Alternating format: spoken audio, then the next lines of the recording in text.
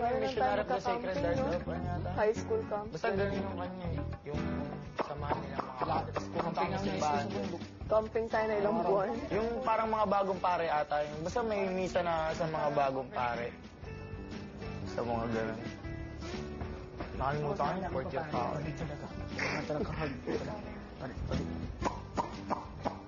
Pwede ilagay dito. Okay, magkakasama na nga sina Kyra at Yong at iba pa mga teen housemates sa villa. Sana nga ay maging magkakabarkada sila sa mga susunod na araw. At kayo naman mga kapamilya, kung gusto nyo makipagbarkada sa ibang mga taga-suporta ng PBB, sumali na kayo sa aming official fan page ng PBB sa www.facebook.com/PBBteen/2010. Okay? Ngayon naman ay kikilalanin natin ang mga teen housemates na natutuloy or tutuloy na sa apartment. Ngayon naman ay uumpisa natin sa teen housemate na maaaring makaklash ng mga teens sa villa dahil kaya nagmula siya sa isang political clan. Panoorin niyo.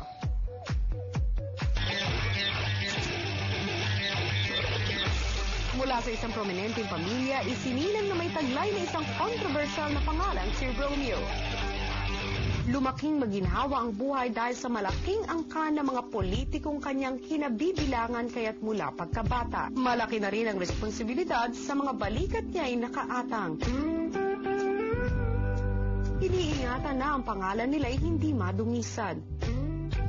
Dating sa Maynila naninirahan kasamang inasubalit kinailangang lumipat sa Dipolog para makasama at maging malapit naman sa kanyang ama. Dito niya naranasan ang mamanmanan ng mga bodyguard para sa kaligtasan. Kahit saan siya ay minamanmanan. Iba man ang mundong ginagalawan, siya ay may tuturing na isang normal na batang tulad rin ng karamihan. Nangangarap na makilala. Hindi lamang dahil sa pangalang taglay niya, nais niyang ipakita na siya'y natatangi at iba. Making a name for himself sa ang political son ng Dipolog, Romeo. I got a million ways to get it. Choose one. Mga kapamilya, salubungan natin ang political son ng Dipolog, Romeo Halasor. Come here, come down. Matangkad si Romeo. Sige, go ahead. Hi, what's your height? Welcome. 5'9" yata or 5'10". 5'9", 5'10". Si Romeo also known as Spots. Okay.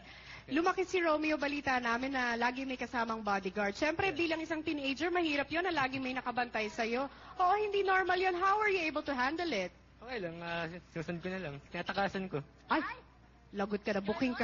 Nabuking ka na ngayon. Oh, tingnan natin kung makakatakas ka kay Kuya. Naku, Bianca, ipasok mo na siya. Come on, Romeo. Let's go in. Ako, dito wala kang bodyguard sa loob ng body ko. Pero, lahat ng housemate pumunta palayo. O, dito tayo.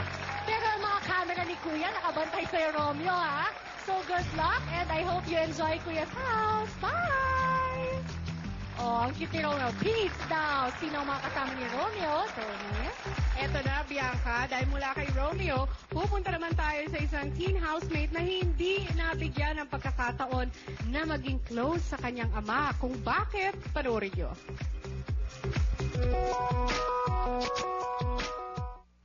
Madalas tahimik kaya na pagkakamalang suplada ang Cebuanang housemate na si Rebecca. Simple kung tingnan at hindi akalain siya'y malaprinsesa dahil ang kanila ay may-ari ng isang malaking shipping business sa probinsya. Saganang buhay ang nakagisnan pero noong nakaraang buwan lang ay isang dagok ang kanyang naranasan nang sumakadilang buhay ang kanyang pinakamamahal na ama. Sa kabila ng pinagdadaanan, nanatili siyang masiyahin at palaban. Natutunan niyang lahat ng gusto at pangarap ay dapat pagsikapan. Nagsimula sa pagbili ng sariling gitara para pagbigyan ng hilig niya sa musika.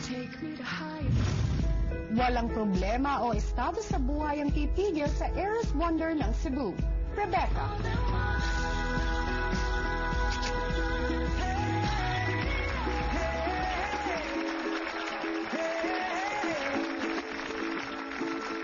Ang Eras Wonder ng Cebu, Rebecca Chongyan! Wow, hi! Oh, yung sweet. Nag-kiss siya kay Ate Mariel. Let's go to the center. Alright. Yung t-shirt niya may Becca Loves Cebu. Pero alam nyo, mga kapamilya, sa ngalan po ni Kuya at sa lahat sa amin dito na bumubuo ng Pinoy Big Brother, nakikiramay kami sa pagdadalamhati ng iyong pamilya dahil sa kalagitnaan po ng final screening ng PBB, yumao po ang kanyang pinakamamahal na ama. At pinagpatuloy niya ang PBB dahil papasok siya ngayon bilang isang teen housemate. Paano mo ngayon na-handle ang mga sitwasyon sa loob ng bahay ni Kuya na may pinagdadaanan ka? I'll just try to get just be happy, and then of course I'll just pray for my dad inside, and then just always Be strong, ha? Be strong. Kakayanin mo lahat yan. Ipapre-pray ka namin. Sige, Mariel, ipasok mo na Yes, saali ka na with Ate Mariel. Alam mo, magagamit mo talaga yung pag-stay mo sa loob ng bahay ni Kuya para medyo mag-move on ka sa pinagdadaanan mo, okay? Alright, I hope you enjoy. Go ahead. Sino ba ang mga kikilalari natin? Tony. Nako, eto na, Mariel, dahil ang susunod nating teen housemate ay maraming tagahangang boys dahil sa kanyang angking ganda. Tignan nga natin, watch this. Nagliliwanag talaga ang paligid sa tuwing napapadaan ang pretty housemate na si Yen. Ligawin at habulin siya ng mga boys at madalas na kinaiinggitan ng ilang kaklase sa eskwelahan dahil sa angking ganda. Dahil dito ay naranasan niya ang ibuli ng mga kaaway. Tinatawag na maarte at suplada ng mga taong hindi siya nauunawaan. Pamilya ni Yen ang kanyang sandigan, lalo pat sinusuportahan siya nito sa lahat ng kanyang gusto. Hindi imposibleng balang araw ay magkaroon siya ng maraming tagahanga dahil pangarap ni Yen ang maging isang tanyag na artista.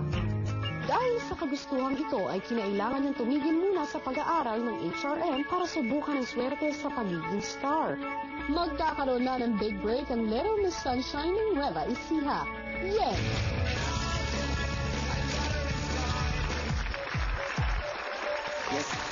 Here she is. We call her Little Miss Sunshine ng Nueva Ecija. Sophie Yen Santos. Hi, Yen. Naku, ang taas ng heels ni Yen. Madaming nagtilian ng mga lalaki dito. Oh, di ba? Maganda kasi talaga itong si Yen. Oh, eto na, kasi ang balita nga namin, dahil maganda ka, marami daw naiinggit at naninira sa'yo. Ngayon, papasok ka sa bahay ni Kuya bilang isang teen housemate. Meron ka bang mensahe sa mga lahat ng nakaklash mo noon at hindi naniniwala sa'yo?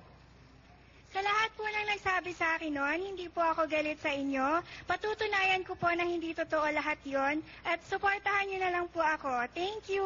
Tignan natin kung susuportahan ka nila. Bianca, go! Come on, Yen. Talagang Little Miss Sunshine si Yen. Pero malamig ang kamay ni Yen. Kinakabahan ka ba? Medyo daw. Don't worry, alagaan ka ng mga kasama mo sa loob ng bahay ni Kuya. Keep a positive attitude, Yen. Good luck! Ayan na, nasa loob na si Yen. Tony, ano pa bang mangyayari tonight? Marami pang mangyayari, Bianca, dahil nakilala na nga natin ang tatlong teen housemates na tutuloy sa apartment. Sino pa nga kaya ang 5? Iba't ibang emosyonal na kwento mula sa kabataan galing sa Mandaluyong, Davao at Parañaque. Sa pagbabalik pa rin ng Pinoy Big Brother Teen Clash of 2010.